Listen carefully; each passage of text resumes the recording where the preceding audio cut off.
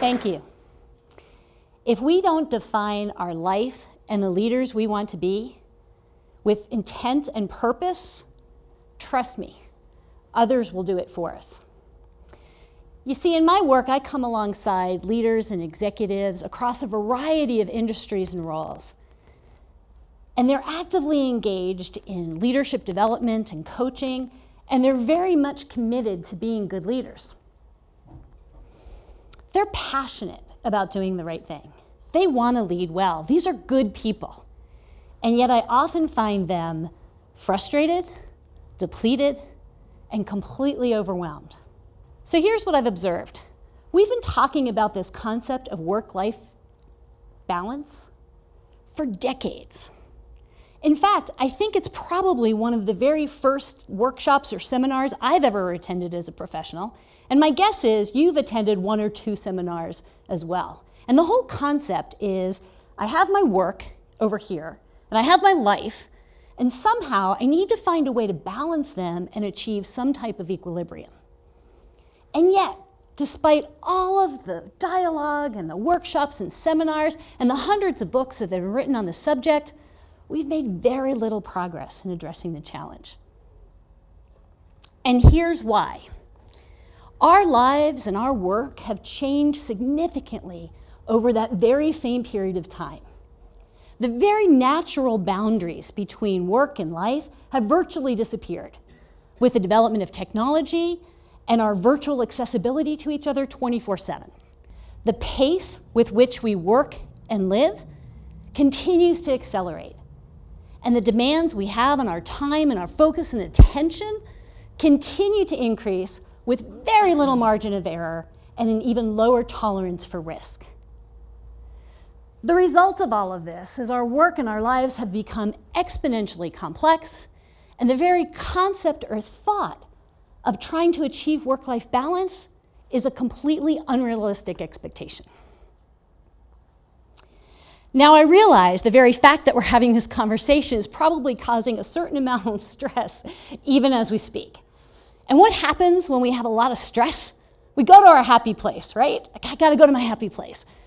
Now, it's not lost on me that if I encourage you to take a few minutes and go to your happy place right now, I will virtually lose you for the rest of this conversation. So instead, I'd like to invite you to come with me for just a moment to my happy place. My happy place is the island of Hawaii, right? It's a beautiful place with a very rich heritage, vibrant culture, and warm and engaging people. And there's also this very special spiritual connection between the land, the sky, and the sea. On the island of Oahu, you'll find Kailua Bay. And as you travel down the Pali Highway, you'll get your first glimpse of the aquamarine waters, the Malakua Islands, a short distance off the shore, and a beautiful white sandy crescent beach. Quite frankly, it's breathtaking. And I was inspired to research that area just a little bit more. And I found the name Kailua is actually a derivative of two Hawaiian words. The first is kai, which means sea, and the second is alua, which means two. So it's actually the coming together of two currents and seas that created this magnificent bay. And so it also inspired me to approach things just a little differently. You see, maybe instead of trying to achieve this thought of work-life balance, why don't we instead strive to bring our work and life more closely together so that we could fluidly and seamlessly shift more easily from one to the other? Now, I realize that that's going to blur the lines even more than they currently are. But here's what I know. If we apply our talent, which is the unique combinations of knowledge, skills, and abilities we all have, and we apply those to the things we are passionate about and that we care about deeply, we will position ourselves for a much more impactful contribution that is 10 times more rewarding. And that level of satisfaction and fulfillment will spill over into everything else we do. Now, corporations and organizations and the leaders who run them have a responsibility here too. We need to create environments where people can do their best work and bring their best selves. And we need to provide just a little more space for exploration and discovery along the way. Here's the challenge. As individuals, we sell out and settle just a little too quickly before we find that ideal combination. And organizations are so focused on the impact and the bottom line and results that they forget to inspire the very people who are going to help them get there. We know the statistics. I've seen the most recent Gallup numbers. And here's the interesting thing, 87% of the people are totally disengaged in their work. And that's not just the people, it's their managers too. And that disengagement is costing us over $500 billion in the US alone. Now, I know I may be painting a fairly dark picture, but here's what we know. We see it all the time. It's possible, right? We see it.